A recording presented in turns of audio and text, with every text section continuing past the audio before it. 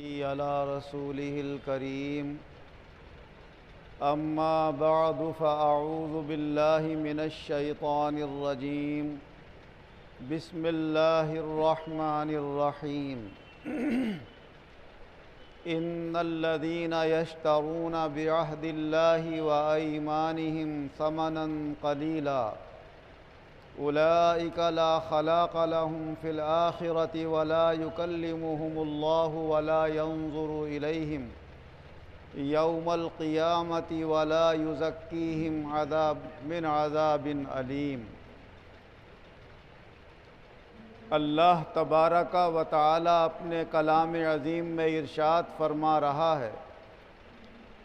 کہ بے شک جو لوگ اللہ کے عہد و پیمانوں کے ذریعے اور جھوٹی قسموں کے ذریعے دنیا کا تھوڑا سا مال ناجائز طریقے سے حاصل کر لیتے ہیں، ایسے لوگوں کا آخرت میں کوئی حصہ نہیں ہے۔ نہ اللہ تعالیٰ ان سے کلام فرمائے گا، نہ نظر رحمت سے ان کی طرف دیکھے گا، اور نہ انہیں دردناک عذاب سے کبھی پاک صاف کرے گا۔ وَلَا يُزَكِّيهِمْ وَلَهُمْ عَذَابٌ عَلِيمٌ، نہ انہیں پاک صاف کرے گا اور ان کے لیے دردناک عذاب۔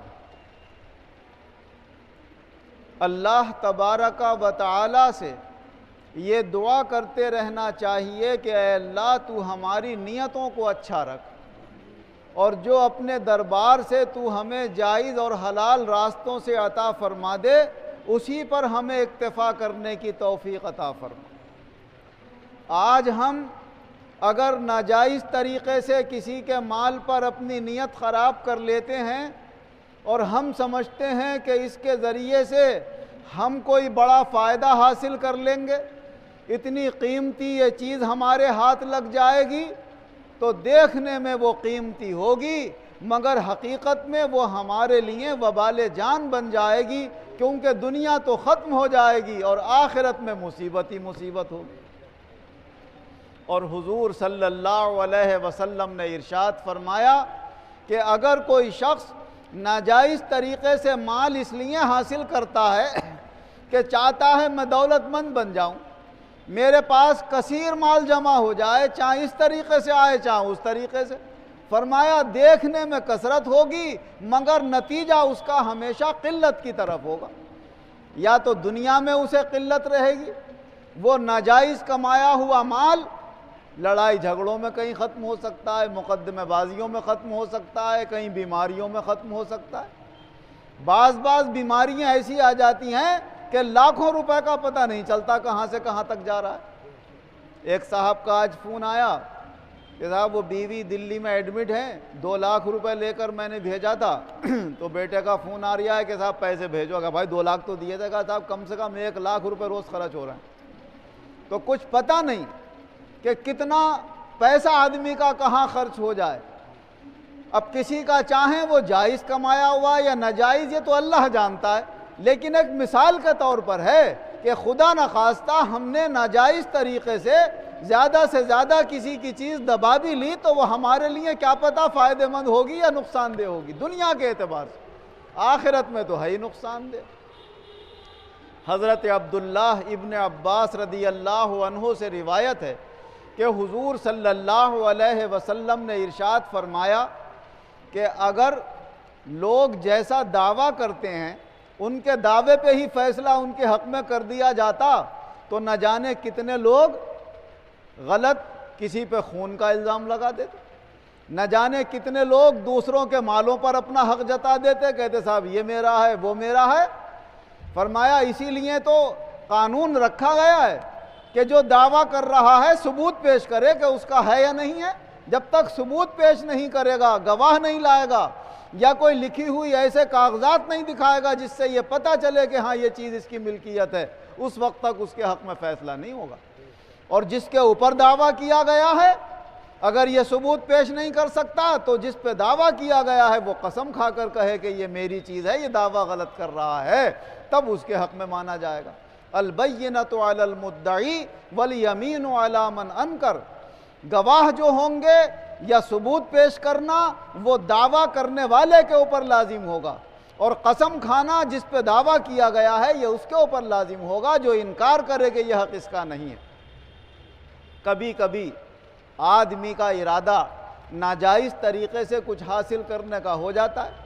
لیکن جب اللہ اور اس کے رسول کا حکم اس کے سامنے آتا ہے تو نصیحت دل پہ اثر بھی کر جاتی ہے اور آدمی غلط ارادے سے بچ بھی جاتا ہے۔ حضرت ام سلمہ رضی اللہ عنہا روایت فرماتی ہیں کہ حضور صلی اللہ علیہ وسلم کے پاس دو لوگ حاضر ہوئے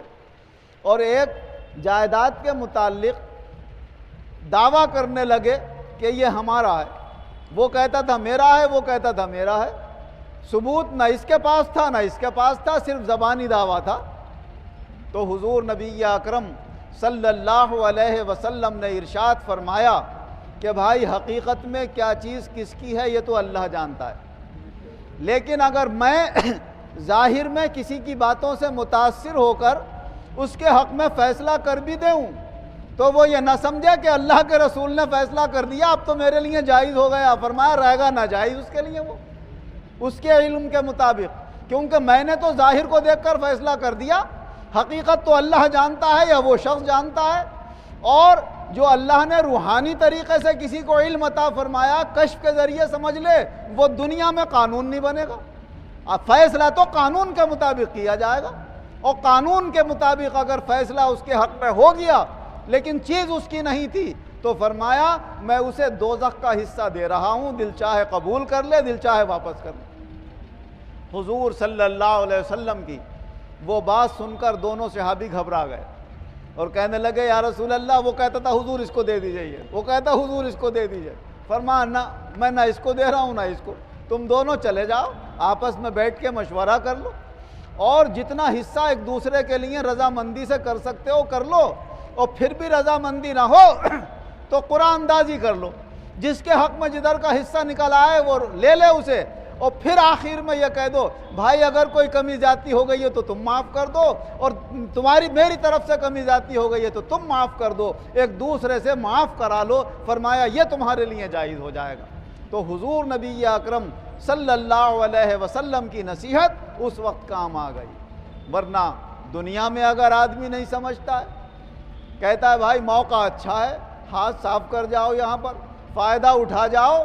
لیکن یہ موقع کچھ نہیں ہے، یہ دھوکہ ہے۔ وَمَا الْحَيَاةُ الدُّنْيَا إِلَّا مَتَاعُ الْغُرُورِ، یہ دنیا کی زندگی بس ایک دھوکے کا سامان ہے، اصل موقع تو وہاں ہوگا، جنت میں جانے کا موقع اگر مل گیا تو موقع ہے، اور اگر جنت میں جانے کا موقع نہیں ملا تو سارے موقع بیکار ہیں، دعوت کے موقع بھی ختم ہو جائیں گے، دعووں کے موقع بھی ختم ہو جائیں گے، مکانوں کے موقع بھی ختم ہو جائیں گے، اصل موقع تو وہی ہے۔ لہٰذا وہاں کا خیال رکھتے ہوئے جس کے بارے میں حضور صلی اللہ علیہ وسلم نے فرمایا کہ اگر تمہارے آپس میں ایک دوسرے پر کوئی حقوق ہیں تو یہیں دنیا میں معافی تلافی کر لو، اگر آخرت میں اللہ کے سامنے آئے وہاں لینے دینے کے لیے کچھ نہیں ہوگا۔ اگر تم اس کا حق دے سکتے ہو تو پھر تمہیں اس کے حق میں اپنی نمازیں دینا پڑ جائیں گی، روزے دینا پڑ جائیں گے، زکوٰۃ اور حج دینا پڑ جائیں گے۔ گئے تھے اعمال نیک لے کر وہاں خالی ہاتھ رہ جاؤ گے، گئے تھے جنت کا سامان لے کر اور دوزخ میں جانے کے حقدار ہو جاؤ گے اگر دنیا میں تم نے اللہ کے بندوں کے حقوق مارے ہیں۔ اللہ تبارک و تعالی ہمیں سبق لینے کی توفیق عطا فرمائے اور ہمیشہ نیک نیت رکھے، اور جو اللہ ہمیں جائز اور حلال راستے سے عطا فرمائے ہمیں اسی کے اوپر اکتفا کرتے ہوئے راضی برضا ہو کر زندگی گزارنے کی توفیق عطا فرمائے۔ آمین وآخر دعوانا ان الحمدللہ رب العالمین والعاقبۃ للمتقین والصلاة والسلام علی خیر خلقہ محمد وآلہ واصحابہ اجمعین۔ اے اللہ ہمارے گناہوں کو معاف فرما، آئندہ گناہوں سے بچنے کی توفیق عطا فرما،